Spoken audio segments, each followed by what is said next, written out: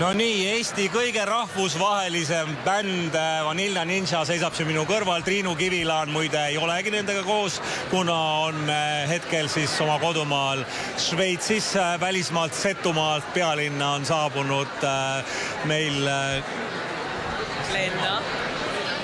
Lenna Kuurma loomulikult.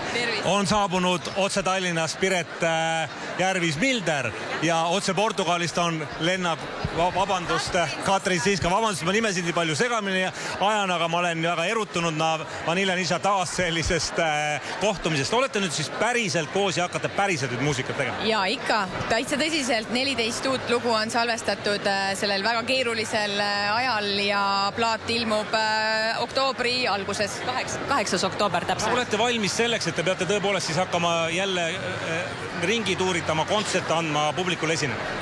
Me oleme valmis ja ootame seda aega juba põnevusega, sest et jah, ütleme, et järgmine aasta see loodetavasti juhtub. Sellesse aastasse seoses koroonaga me ei julgenud midagi planeerida. No kuidas te selles mõttes hakkama saate, et sõna otseses mõttes te elate ju igaüks erinevates kohtades. Sina oled ka ju, elad Eestis vähem kui mujal. Kuidas te kokku saate? Planeerimine teeb asja võimalikuks ja lendamine õnneks ujuma ei pea. No kuidas juhtus nii, et David Brandes teile tõesti jälle lood kirjutas? Mina olen ühte lugu nendest kuulnud, ma pean tunnistada, mulle see väga meeldib, see on tõesti hea lugu, et kui elevil te ise olete, see tõesti mulle meeldis. Väga lahe.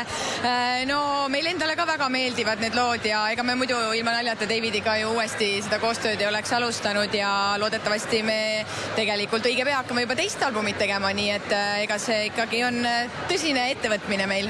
Kuidas see käib, et kuidas see taasühinemine toimus, kelle poolt see esimene initsiatiiv tuli? David Brandese poolt, tema helistas Lennale ja uuris, kuidas meie meeleolud on. Me mõtlesime natuke, käisime tal külas Saksamaal, arutasime neid asju ja tegelikult lõpuks tundus, et aga miks mitte oma ellu jälle natuke sellist mõnusat nooruspõlve särtsu surinat tuua.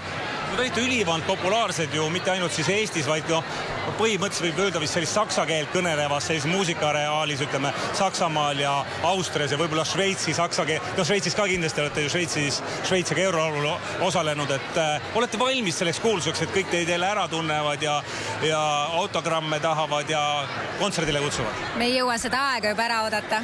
Mina küll ei ole veel valmis. Ma ei mäleta enam seda aega.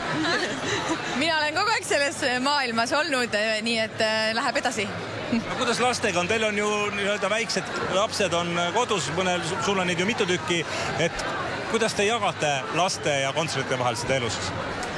See on jällegi, tuleb hästi planeerida, et tõepoolest enam ei ole seda kõike nii lihtne teha, kui oli vanasti, et see on paras hullumaja, tuleb tunnistada. Vahepeal on küll selline mõte, et appi pea plahvatab, kui hakkad planeerima seda kõike. Logistika on väga hull, aga me kuidagi oleme ära suutnud teha need asjad. Suurepärane, suur aitäh selle lühikese intervjuu eest, aga Vanilla Ninjat näete siis juba õige pea ka siinsamas Alexela kontserdimaja laval. Kas kõige parem laul tuleb esitusele? Jaa, tuleb. Kõige parem laul nende uuelt plaadilt tuleb siis esitlusele ja kui Ringvaade lõpetab, muide me lülitume kõik oma kogu programmiga siiasama EFTA galale, et seda laulu kindlasti ka meie otse-eetris näete.